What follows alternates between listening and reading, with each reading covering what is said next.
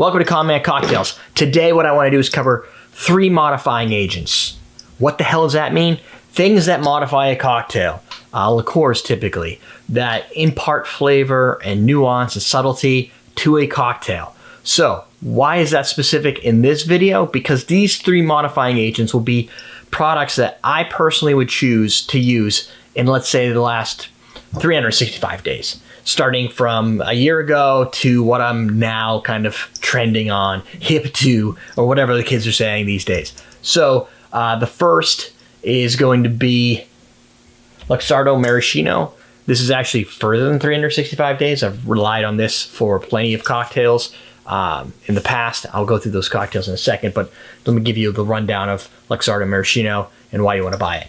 So first off, since I just bought it and I have a receipt, this is $39.99 in New Hampshire, so probably like under 40 everywhere else. We don't have taxes on alcohol in New Hampshire because it's sold by the New Hampshire liquor store, so it's factored into the price. Luxardo Maraschino is not cherries. Luxardo cherries are freaking wonderful, good and tasty. However, these would not be them.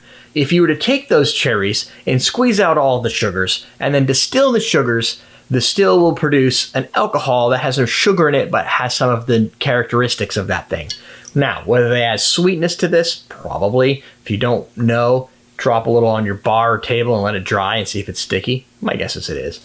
I could do that test, but why should I do that test when that's homework for you? Like and subscribe. So, Luxardo Maraschino Liqueur has a slight inherent sweetness to it, but it's not like Amaretto. If you were to ask me, I don't know, 4 years ago, what my alcohol liqueurs of choice would be, it would probably be Amaretto, Saint Germain, elderflower, and something else sweet. But my tastes have changed. You might still be in the mode where you think bombing Red Bull and vodkas is a great time. You might love your margaritas that are extra sweet with barely any tequila in them. I don't know. Whatever gets you into the mood, whatever gets you experiencing cocktails, you'll mature and grow out of it over time. And you'll start to curb the sweetness and tend to mature into more nuanced flavors that tend to be either bitter or a little bit more neutral on the sweetness level, sour even. So that's your Luxardo Maraschino Liqueur. I will go through all of these, then I will suggest recipes for these. The next one is Aperol. Aperol, think a bitterish grapefruit citrusy flavor to it. Hold on, this is actually a new bottle. This is my partially used bottle, which is actually a combination of this bottle. Yeah, we go through a lot of Aperol here. It's bitter, kind of has a grapefruit orange bitter peel type thing going on. I don't actually remember what's in it. I knew all these things at one point of time. Probably orange or something. I don't know. The words are really small. So, Aperol, super important if you're into light tads of bitterness and citrus, but you're not Campari level. Me, not a Campari fan. It's real. I don't mind it in a few drinks, Jungle Bird, a couple other ones, but it tends to be super bitter and just below my enjoyment level. And if I'm going to drink a cocktail, I'm going to either drink it for the experience or for enjoyment. For experience, Campari's fine. For enjoyment, Campari's not so fine. Next, this one is new. So Aperol, I'd say, is about probably a year, maybe a year and a half. I've kind of been growing into it, and now it's become like, obviously, one of the staple things that we drink. And when I say we, I mean pretty much everybody you've seen on Common Cocktails at some point in time. Dan, me, Ian, specifically more Dan, Dan's wife, me, my wife. We tend to consume a lot of beverages when we hang out, and it tends to be on the more mature level scale at this point. So think like anything from Manhattans, Division Bells, Dorchesters, like maybe martinis, aviation, stuff like that. So Boy Amaro Liqueur, that's the next one. Now, Bully Boy I call out specifically because it's this product that I'm kind of growing into. Bully Boy has a couple other Amaros that I've also like. I just don't have yet, so I haven't done a comparison to see which one I like ultimately the best. If you can get Boy Amaro, give it a try. This Aperol, you think a little sweet, but also tart, bitter, and grapefruit, citrus. My kids are like 17, 18, 16 in range. I don't understand what's going on. Amaro, however, from Bully Boy, darker spirits, more things that might pair with whiskeys, maybe even a dark rum. So think like maybe some cinnamons, some darker spices, bitterness, maybe even a little eucalyptus. So maybe hints of what might be in Fernet Branca, but not to the same level. Very similar to how Fernet and Aperol are not the same. Or no, very similar to how like Aperol and Campari aren't the same. Bully Boy Amaro and Fernet are not the same. Amaro is a general category. Aperol fits into that Amaro category as well. So you could think Cynar, Fernet Branca, Amaro Nonino, Averna Amaro. All these products, Amaro I believe is Italian for bitter. So they're bittering products. They're bringing bitter to your cocktail. So for me, that would be maybe a whiskey-based drink with a little bit of bitterness to it. You can use cocktail bitters as well. Maybe some chocolate bitters for some whiskey. Dark chocolate, still bitter. So now that you kind of have those top three, the rest of you can go.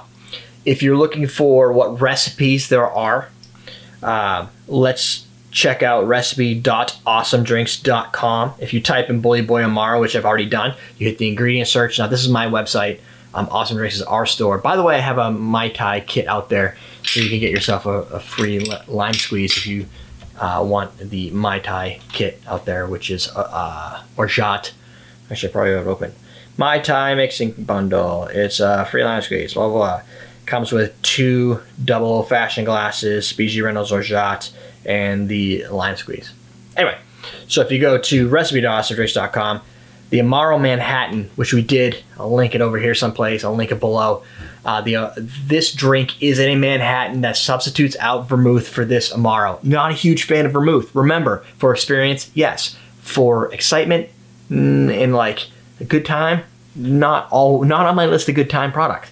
This, however, subs in for the vermouth, and it gives it a nice bitter flavor with all those complex notes that come from that bittering and that flavors, like the cinnamons and whatever, the eucalyptus and whatnot that's in there. That, to me, is better than just straight up fortified wine. And if you're like me, then try that and see. Well, that just happened. Let's see. So if you go to awesomedrinks.com or recipe.awesomedrinks.com and you type in Maraschino, it's going to autocomplete. Pick Maraschino Liqueur. I kept the generic. Aviation. Nice drink. That one's got gin in it. You're going to need some creme de violette. A Bensonhurst, which I believe is more of a Manhattan, if you will, but with the vermouth, but you're using Cynar and Maraschino Liqueur. Brooklyn, which again is another take on the Manhattan. Maraschino, rye, orange bitters. Decepticon, I believe that's an Old Tom. Yeah, Old Tom and Mezcal combination with Maraschino. That's unique and different. Demerara Dry Float, if you can get yourself some Overproof 151. That's a fun drink to make. Be careful. The Division Bell, which is by far number one, the drink we consume the most because we all like Mezcal, aside from Ian. So lots of Mezcal consumption, and that means lots of bottles of Luxardo Maraschino. And also, turns out, lots of bottles of Aperol, because that's in the Division Bell too.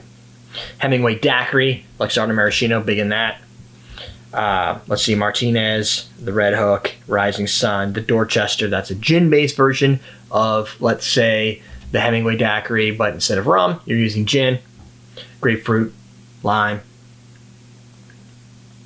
The Last Word, probably what Luxardo Maraschino is best known for. It's in the recipe book. It's fun and entertaining, but I wouldn't just sit down and like go through 5 or 6 of those like I would with the Division Bell. With the Division Bell, when we make them in either old-fashioned glasses or bigger. Collins glass full of Division Bells. So then what we got is we got the Aperol. Let's type in the words Aperol or AP. Aperol. First result. Hit search. Aperol Spritz. Bashful Canadian, Division Bell, Naked and Famous, Paper Plane, which also has Amaro Nonino. You're going to see a common theme here. Spicy Dead Lady, which looks to be, that's a smoky mezcal, Falernum syrup, Aperol lime juice. So overall, when I'm building cocktails or I'm going over Dan's house and I want to bring something interesting to drink, that it's probably something we've had a lot of, Typically, I will always equip myself with a little bit of Aperol and Luxardo Maraschino, and then mix and match from there. So I'll bring a mezcal, I'll bring a rum, I'll bring a tequila, maybe. I'll bring a gin. And from there, with grapefruit and lime juice, I can usually make any of those combinations of product. Paper airplane is also fun and entertaining. It just requires Amaro Nonino, so you have to add another thing to your library, which I actually thought about putting in this video, but so far I've only had 2 drinks with Amaro Nonino, so I need to expand myself out in that direction, but I encourage you to do that as well. Pick up a product, search recipe.awesomedrinks.com, make all those recipes, figure out what you enjoy, search the internet, see what else you can find that you might enjoy, and kind of expand it from there. But overall, for the last year, probably a bit more, these have kind of been the 3 products, more specifically the Aperol and Luxardo, all day long. But you have to have a little bit more of a mature palate, I think. Some might start there. If you don't start there, you'll probably get there. Just keep watching the show. Don't forget, if you'd like to support, you can always click the join button. Give me $5 a month. If you can afford it, it would be great for me. It helps me supply you with more videos that contain products that you may not have seen or been able to taste. So for your $5, I can make a couple of these Aperol drinks. Then you can decide if you want to spend the $24.99 on a bottle of Aperol based on what we say. But I spent $64.98 today refreshing myself with Aperol. You can also check out patreon.com/CMC if you want to become a patron. We have a live stream coming up on the 15th of April, which 2022. For those watching next year, you missed it. That will be, I think everybody should be healed by then. I know Dan, his wife right now, they've got the sickness. Ian had the sickness last filming, so I think by then we should be clear. It'll be on a Friday, which is a little slightly different, probably around 7:30. Check out facebook.com/cocktailtv for updated dates and times, or hit on the community tab over in the YouTubes, and you can get the info there as I post. And if you've joined and become a member, you'll also be able to get the recipes before we go live, so you can make them while we're making them, and that's kind of fun. Question of the day. I might have to do another one of these videos next week because I'm out of content. So, what are some topics you'd like to see me cover? If you don't have any, I'll come up with something anyway. And lastly, is anybody into crypto? I've been getting into crypto lately, and I'd love to know if any of the fans also are into crypto or any of the crypto scenes. Are you a crypto broette? Let me know. That's it. We're teaching how to drink.